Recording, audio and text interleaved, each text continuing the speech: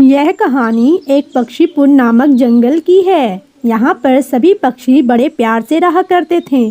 जंगल में काफी दिनों से बारिश नहीं हुई थी। जंगल में सूखा पड़ गया था। सारे पक्षी प्यास से मारे जा रहे थे। हमारे प्यारे से हरे भरे जंगल में किसकी नजर लग गई है? हाँ रानो चिड़िया, तुम सही कह रही हो। बहुत सारे पक्षी प्यास से मारे जा रहे हैं। उसी जंगल में एक भूखा बाज भी रहा करता था। वे बाज काफी दिनों से किसी पक्षी का शिकार नहीं कर पाया था। इसी कारण वह काफी कमजोर हो गया था। पिछले 6 दिनों से मैंने कुछ भी नहीं खाया है और अब अगर मैं और भूखा रहा तो ये मेरी सेहत के लिए अच्छा नहीं होगा।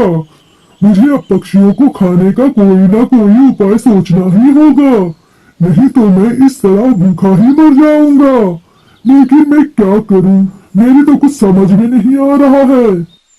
फिर बाज को एक तरकीब सूझती है कि तमाम पक्षियों को अच्छे से शिकार कर सके।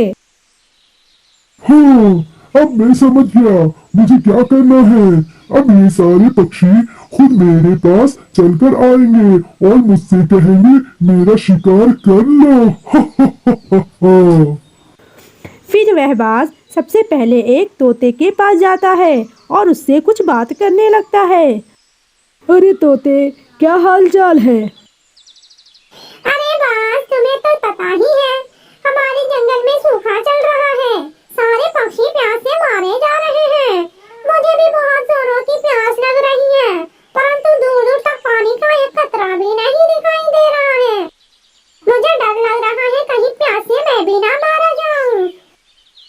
अरे तोते, तुम चिंता क्यों करते हो? बगल के टुनपुर जंगल में मैंने एक बड़ा सा तालाब देखा है।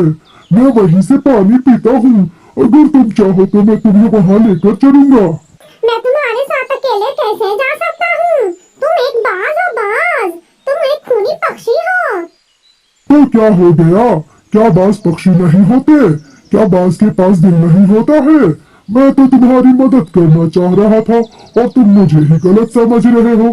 ठीक है, कोई बात नहीं, मैं चला ही जाता हूँ। तोता मन में सोचता है, अगर मैं बाज के साथ नहीं जाऊंगा तब भी प्यास से मारा जाऊंगा। इससे अच्छा मैं इस बाज के साथ चला ही जाता हूँ। ठीक है बाज, मैं तुम्हारे साथ चलने के लिए तैयार हूँ। फिर दोनों मिलकर टूनपुर जंगल के तरफ चले जाते हैं। अब मुझे भूख बर्दाश्त नहीं हो रही है। मैं तुम्हें मारकर खा जाऊंगा। अब तुम मेरे साथ आ ही गए हो तो मैं तुम्हें जल्दी से खा लूंगा। अरे बाज, ये तुम क्या कह रहे हो? तुम मुझे मारकर खा जाओगे? मैं तो तुम्हारे साथ पानी पीने आया था। तोते की यह बात सुनकर बाज हंसने लगता है और वे कहता है, अरे मूर्ख तोते, तुम अभी तक नहीं समझे हो क्या? मैंने तुम्हें अपनी चाल में फंसाया है और अब तुम मेरा भोजन बन चुके हो और अब मैं तुम्हें खाने ही वाला हूँ। फिर क्या था, वे बाज देखते ही देखते तोते को मारकर खा जाता है। अब तो बाज को मजा ही आ गया था क्योंकि उसकी चाल अब काम कर गई थी। अब तो वे हर पक्षी को आसानी से अपना शिकार बना सकता था। वे बाज रोज किसी न किसी पक्षी को झांसा देकर नदी के पास लेकर आता और मारकर खा जाता था। फिर एक दिन रानो चिड़िया और कालू कौवा रास्ते से जा रहे होते हैं तो वे दोनों एक दूसरे को देखकर बातें करने लगते हैं।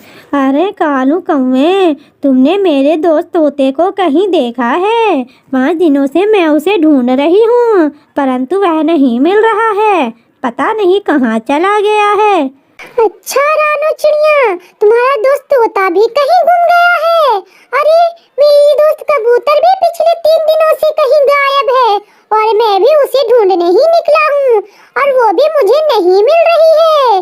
कौवे, मुझे समझ में नहीं आ रहा है कि हमारे जंगल के पक्षी ऐसे कहाँ गायब होते जा रहे हैं। अरे हाँ रानो चिड़िया, हमें होशियार रहना होगा और अपने अपने घरों में ही रहना होगा। अगर हम भी बाहर रहेंगे तो हम भी गायब हो जाएंगे। चलो अब अपने अपने घर चलते हैं। फिर कालू कौवा और रानो चिड़िया अपने अपने घर को चले जाते हैं। वहीं दूसरी तरफ वे बाज एक दूसरे शिकार की तलाश में रहता है। अरे मैंने सभी तरह की पक्षियों का शिकार कर लिया है, पर अभी तक किसी चिड़िया का शिकार नहीं किया है। सुना है चिड़िया का मांस बहुत ही स्वादिष्ट होता है, और मेरे मुंह में तो अभी से ही पानी आ रहा है। यह कहकर वे बाज रानो चिड़िया के घर पहुंच जाता है। और वे रानो चिड़िया को भी अपने जाल में फंसाने की कोशिश करता है। अरे रानो चिड़िया, क्या हाल चाल है? सब कुशल मंगल तो है ना? क्या कुशल मंगल होगा बाज, तुमसे जंगल का हाल छिपा हुआ तो नहीं है? प्यास के कारण सारे पक्षी मर रहे हैं, मेरे घोंसले में भी अब पानी नहीं बचा है। तो तुम चिंता क्यों कर रही हो रानो चिड़िया? मैं इसी का उपाय लेकर आया हूँ तुम्हारे पास। बगल के टूनपुर जंगल में एक बड़ा सा तालाब है, अगर तुम कहोगी तो मैं तुम्हें वहाँ लेकर चलूंगा। रानो चिड़िया को बाज की बातों पर थोड़ा शक होता है कि कहीं ये सारे पक्षियों के गायब होने में भी बाज का हाथ तो नहीं है। फिर रानो चिड़िया जानबूझकर बाज के साथ चलने के लिए तैयार हो जाती है। अरे मूर्ख रानो चिड़िया, तुम भी मेरे चाल में फंस गई। अब तुम भी मेरी शिकार बन गई हो, मैं तुम्हें मारकर खा जाऊंगा। मैंने सुना है चिड़ियों का मांस काफी स्वादिष्ट होता है। रानो होशियार थी, वह बाज को मारने के लिए पहले से इंतजाम करके आई थी। अरे यह तुम क्या कह रहे हो बाज, तुम मुझे मारकर खा जाओगे? तो ठीक है, अब तो मैं मरने ही वाली हूँ, पर मरने से पहले मेरी एक आखिरी इच्छा है। मैं यह फल बड़े ही प्यार से तुम्हारे लिए लाई थी, तुम इस फल को खाकर फिर मुझे भी मारकर खा लेना। ठीक है, मैं तुम्हारी ये आखिरी ख्वाहिश पूरी कर देता हूँ। वैसे भी अब तुम मरने ही वाली हो, तो मुझे तो तुम्हारी आखिरी बात माननी ही चाहिए ना।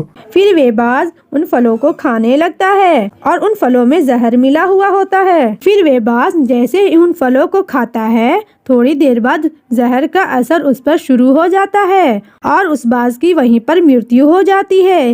रानो चिड़िया उस बाज को देखकर कहती है, अरे बाज, तुम तो बहुत बड़े मूर्ख निकले, तुमने तो यह जहरीले फल खा लिए और तुम्हें तुम्हारा सही सबक मिला है। रानो चिड़िया उस जंगल को उस जालिम बाज से बचा लेती है और अब सारे पक्षी बिल्कुल सुरक्षित थे।